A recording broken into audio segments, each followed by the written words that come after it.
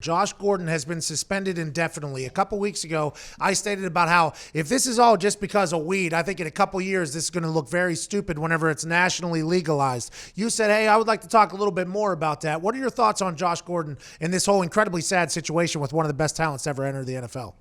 Yeah, I mean it's been something that's been going on for a while now, and I've reached out to him for over the last 2 years, and he's been willing to talk, but just not really willing to listen. And you can't do anything about that if someone's not willing to help themselves, right? And so in this process, when that happened, the trade or the release into Seattle went, I knew that there was something more, and there's more to it than marijuana. And marijuana for him, it's not used for the relief of pain.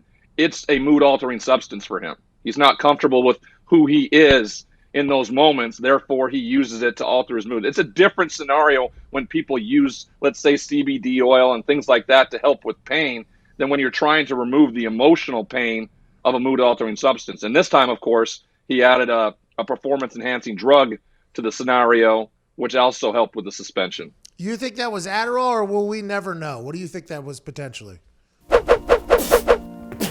Well, hello there. Utilize the promo code Pay the Bills and get $20 off your first order from SeatGeek. Now, back to the magic. Yeah, I we probably won't ever know. Well, we may. I mean, this stuff gets leaked out all the time, so we may figure that out, or he may, find some transparency and vulnerability and come to us and tell everybody what went down, and that's always a hope. I want the best for him. I don't want anybody to ever have to go through the same type of thing I did and not be able to live their dream of playing professional football because he's so talented, like you said. That's the biggest problem here. And I want him to find that peace and that serenity that comes with acceptance and surrender. And I just don't know if he's gotten to that place. We heard Pete Carroll talk about how he understands what the resources are there for him. He won't utilize them. And if he does, he's not transparent and vulnerable and surrender and accept all that help. And that's shameful and sad because, he's a human being. Yeah. Okay, so a lot of people might not know your story, but you ended up in jail due to pills, I believe, right? Pill addiction? Yeah, so the only drug I've ever taken is Vicodin, and it was prescribed to me after surgeries in college. And then, of course, when my career ended, I had all this emotional baggage that I didn't go get the proper help with. And so I self-medicated with an opiate painkiller. And it did exactly its job, right? It killed the pain I was in for a long, long time until, of course, you can't manage that. You can't manage life like that. And it just continued to spiral and spiral and spiral out of control. And I was just like a junkie on the corner with a needle in his arm. Same difference. It just happened to be a little white pill prescribed by a doctor, but I'm still that junkie, and I had to feed that habit, and it ultimately took me to a prison cell. And God, am I grateful for that happening to me? Yeah, because you had to hit rock bottom to find the person you are today, which is somebody who's accepted yourself into surrender. You said that Josh Gordon has yet to be able to find. Do you think there is a positive out of this potential Josh Gordon suspension indefinitely if he's able to find a good way out of this whole thing? Of course. I think when you're that talented and you have this much and you're that young, if you find that answer and find that solution, yes, of course there is. I mean, look at I'm a perfect example of this. Chris Herron is a perfect example of this. We're not playing the sports that we played in, but we're thriving in a lifestyle where I get to contribute on one of the biggest platforms in sports there is on ESPN and around the country. So I'm thriving in a new occupation.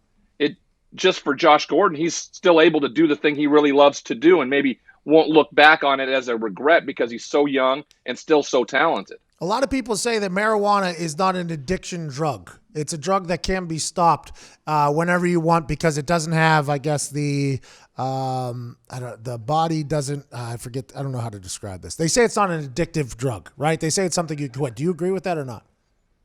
I mean, I don't necessarily agree with it because I work with people who are going through psychosis because of constant marijuana use. Okay. So for me, I see it as something different, but I don't believe I'm a proponent for decriminalization of all drugs. I think that you tax it, you educate, you set up reform, If given the opportunity to stand in front of Congress and lobby, I'm going to be for that. Portugal has a really good blueprint on how they dealt with the decriminalization of drugs there in that country, and how the crime rate is just absolutely dropped. Overdoses have dissipated completely almost, and people are more open about it and see it as a disease and care for it that way. And so I don't know if that will ever happen here, but I'm always going to be that person. So I don't ever, if the NFL chooses to continue to make it a suspendable offense, that's their prerogative. It's a private company, okay? And I also think if you're willing to have to use a drug to do your job, then you might want to look at finding another job. If you're not capable of being yourself. Now, if it's a pain issue, that's a different thing. But also, if you're in so much pain that you have to take some mood-altering drug to play, I mean, that's a problem too. Yeah. So, I mean, this is a bigger issue than just the idea that marijuana may or may not be addictive. I abstain from everything just because I know what my mind does. You know, other people are able to do these things. People are able to drink, use marijuana, do those things like that, use drugs recreationally, and not have a problem. I'm just allergic, right? I break out in handcuffs when I do that stuff. Hey, that's a good joke. Hey, I want to let you know that's a very good joke. I think the people would say, well, I'm getting a massive paycheck. That's why I choose to continue to use that. I think pills are a bigger problem in sports than anything else. Of course. I'll be excited to see how they fix that.